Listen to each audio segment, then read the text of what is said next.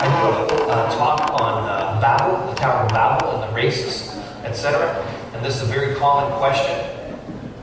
And it's interesting who's actually using this question. It's not just like atheists and things like that. There's actually other religious groups out there that are asking this question as well. Where did Cain get his wife? Because we know, Adam and Eve had Cain and Abel. Cain killed Abel, and then he went to the land of Nod, and he knew his wife, etc.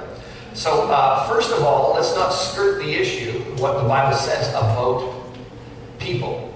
Okay. 1 Corinthians 15:45 says, the first man, Adam, became a living being. So there was a first man. Genesis 3:20 says, Adam named his wife Eve because she would become the mother of all the living. And Acts 17:26 says, from one man he made every nation of men that they should inhabit the whole earth. So we can't skirt the issue that the Bible is very clear that God created one man, one woman, and everybody comes from them. Okay? Now, I want to show you what some of these other religious groups are doing to proselytize your kids in school. Okay? Anybody know a Wiccan? A witch? You guys know what the Wiccans are? Yeah? Okay. So, I'm going to read you a quote from a Wiccan book that was written by a lady named Silver Ravenwolf to teach her witches how to proselytize your kids at school. Here's what she says using this quote. She says, here's one that will really get them rolling. If you're lucky, it will at least get them thinking. In the Bible, it says that Cain slew Abel, then left his parents Adam and Eve and went to the land of Nod. There he married a girl of another tribe. If Adam and Eve were the first humans, who or what did Cain marry? An antelope? A cheetah? He had children, so I guess he picked a woman. So he couldn't have been Adam and Eve's daughter, stolen from the Garden of Eden hospital, because we'd all be insane by now. Genetics have taught us a great deal in the last 100 years, particularly the fact that you can't intermarry. After a few generations, the genes will break down and produce sickly or insane children. Now, I think it's fascinating that we live in a culture where witches argue from genetics to disprove the Bible. You know what I mean? Look at what genetics shows. It's kind of crazy, isn't it? But see, Satan's very clever because it's always the skin of reason stuffed with a lie. Did you see what she said? She said, look, you can't marry a close relative right now because you'll have birth defects. That's what she's saying, right? Which is true. But see, the thing is, the reason why you have birth defects is because of mutations. Mutations are spelling mistakes in DNA. As our cells are reproducing all the time, DNA is making copies of itself, and you can get spelling mistakes. DNA is made up of 4 chemical letters, and you take those 3 chemical letters and they spell out 3-letter words called codons, and those codons spell out all the information for you or me or whatever. Now, as the DNA is making copies, you can get spelling mistakes because we no longer live in a perfect world, so mistakes happen, corruptions.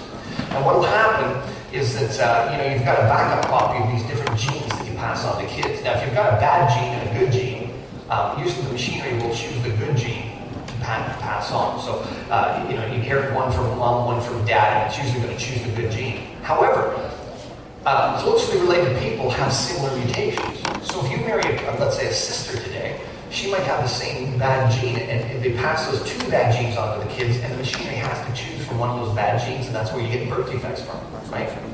But the thing is, our genetics are getting worse. We have more and more mutations all the time. It's called genetic load. So I have mutations. I get some in my lifetime. I pass them on to my kids. They get more mutations. They pass on to their kids. And this is actually what's happening to the human genome right now. It's more and more mutations build up. But if you go back in time, you go better. In the beginning, God said everything was very good. So see, in the beginning, there was no problem marrying a close relative because there weren't any mutations. And you'll notice in the Bible, we've got Adam and Eve, they're created perfect. Now, as soon as sin and the curse happen, mutations are going to be able to start to occur. But that's going to take a long time for them to increase. And it's very interesting that the laws against close intermarriage are 2,500 years after Adam was created. So you see, by that time, there's enough mutational load in the genetics that God says you can't marry anybody closely related to you anymore. But see, before that time, for example, you remember Abraham? Father Abraham, who did he marry? Sarah. That was his half-sister, right? God didn't have a problem with that. Right? That was before the time of the laws of Leviticus, because it wouldn't have been that bad. And see, we need to understand biblical history. You're either going to take the Bible at face value or you're not. But see what the witch was doing? The present is the key to the past. Just because you can't do it today because of mutation alone didn't mean you couldn't do it back then. You know, Cain could have married a sister. She also misquoted. She said he went to the land of Nod and married a girl there. That's not what the Bible says. It says he knew her, as in sexual relations. He already had the wife before he went there. Actually, it's kind of interesting when you look at Father Abraham and Sarah. Remember, they were going around and Abraham told Sarah to lie. Remember that? He said, "Don't tell him you're my sister." Right? Do you remember the second guy who wanted Sarah? Do you remember who he was? He was a king, the Pharaoh, right? Do you remember why he wanted her? Yeah, she was beautiful. He wanted her for his harem, right? Have you ever looked up at how old Sarah was at the time that happened? Yeah, she was 90 years old, something like that. And he wanted her for his harem. You ever see any of these young bucks go down to the mall? Nice walker. You know? I don't see that happening right now. So you know what? What I'm talking about here makes sense because, see, the reason why you get old and die is because you get mutations. Our cells, every time they reproduce, we get more and more and more and more corruption. It's kind of like rust in your car.